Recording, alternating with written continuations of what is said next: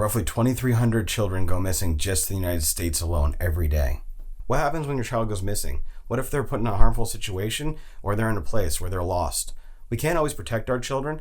The good news is if you educate yourself and if you educate your children, you can help prevent a lot of harmful situations. These are the top 10 things that I wish I knew as a parent in no particular order. Number 1, know your areas. Map out your areas. This doesn't just include theme parks and homes. This includes anywhere you might go. Make sure your kids have a general understanding of their surroundings and can have an identifying emergency point if they need to. If you're in a theme park, make sure that there's a central point where they can go, and if they get lost, they know that that's a safe place.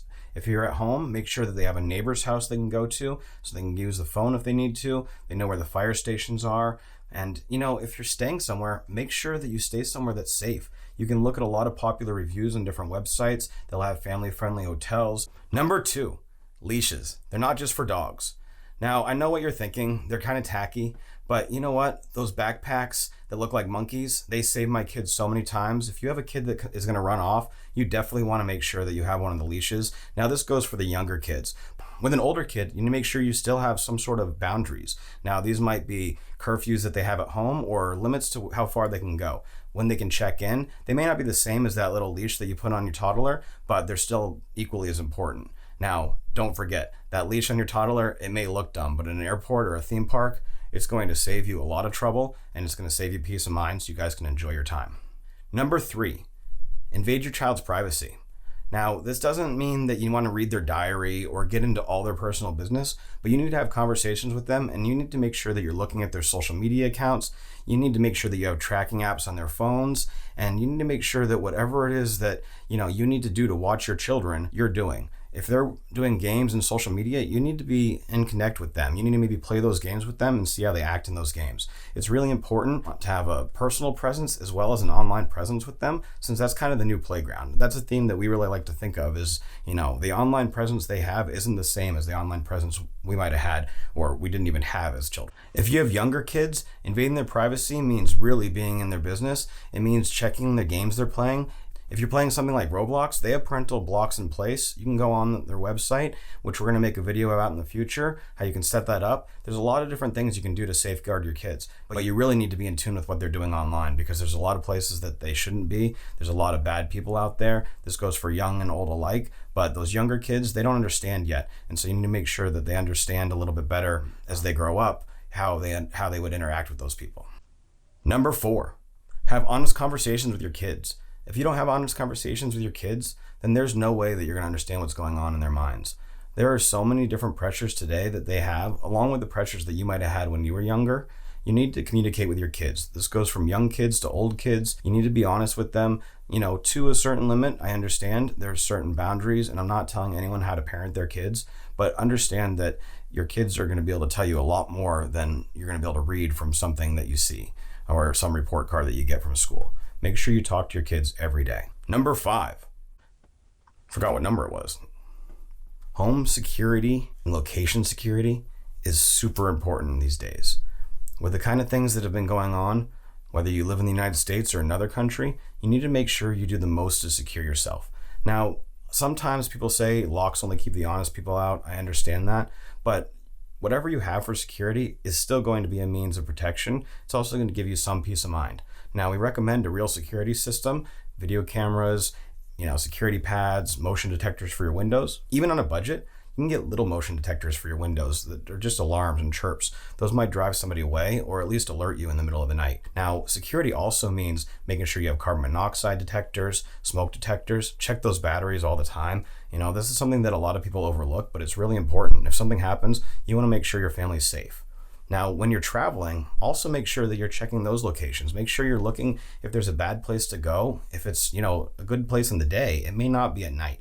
You need to make sure that, this kind of goes along with when we were mapping out before, but you need to make sure that you're always in a secure spot. And if you're traveling, you need to make sure you're traveling securely. Lock up those hotel rooms and always be aware of your surroundings. Always be aware of your personal belongings and educate your kids. If they have something like a wallet they carry, that's something that's really, really easy for somebody to pick up and grab.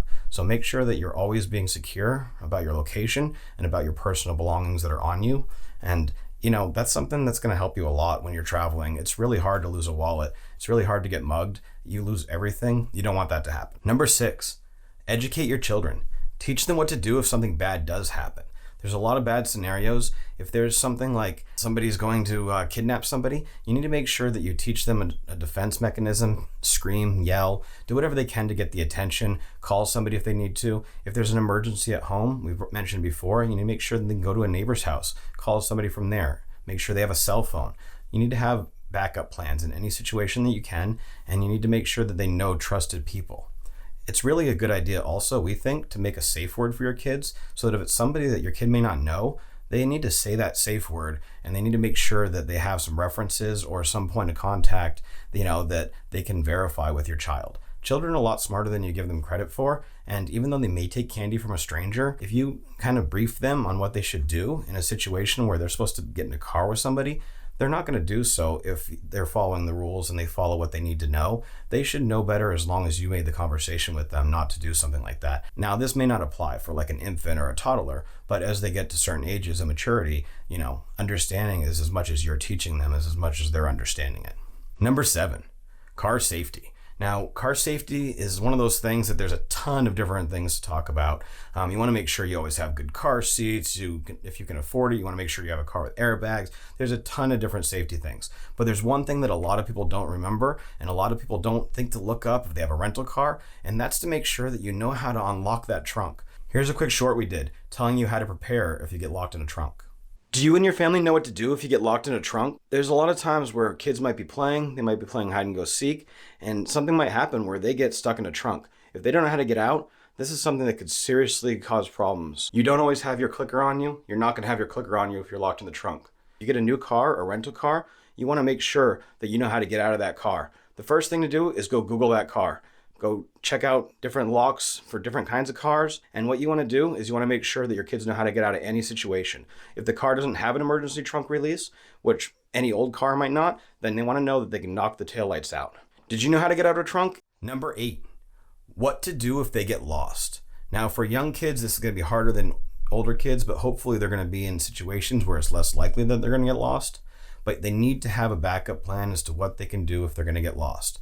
Now, sometimes if you're living in a rural area, this might even include survival skills. Something about keeping themselves alive for an hour or heading towards roads, heading in one direction, leaving a trail so that they know if they're retracing their steps. If you live in a city, this may be something more like trying to mark certain areas that they know are safe and so they can go to those areas. Now, a cell phone, once again, is one of those things that is certainly important here, and having a timeline as to how often they check in is a kind of way for you to know if you are losing them. The quicker you find somebody, the more likely it is that nothing bad is going to happen.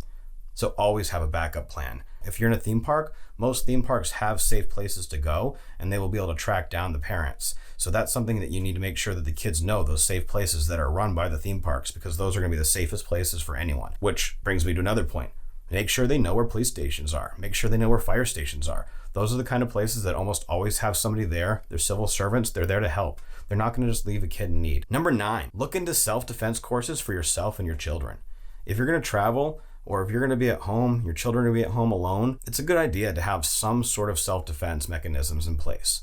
Now, something like karate, jiu-jitsu, kickboxing, those are places where people can not just channel some aggression they have, some exercise, but they can learn good self-defense techniques. It's really a good thing to be able to save yourself if you're in a situation that you need to. You can't always look for somebody else to save you. This will also give them the confidence they need to go ahead and stand up to a situation they might need to stand up to.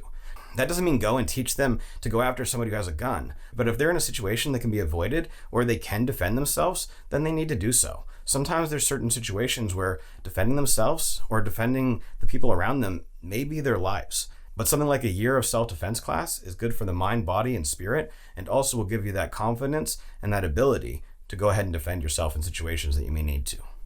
And number 10, online safety, the new street smarts.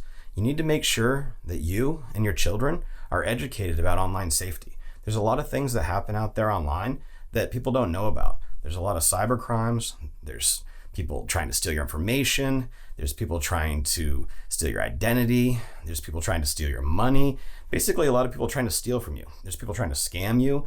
There's people who will try to get your kids to go do something. People who will try to seduce you. People who will try to get you to give them a plane ticket somewhere or fly to them or send them money. There's so many things online that can be scams and bad situations for kids. There's things like viruses. There's a lot of different situations where your kids could get in trouble online, and you could yourself. You need to make sure that you have good online etiquette, and if you don't know, research it. If you're not sure if something's safe, make sure you look it up. There's a lot of online resources, including parentsguidetotheworld.com, where we've got an article about Among Us, and we've got an article about Roblox and whether they're safe for your kids. Look for more coming soon as well. And bonus tip number 11, hit that bell down below so you can be notified when we bring out more videos. If you enjoyed this content, we're brand new. Please like below, comment, tell us what we could do better.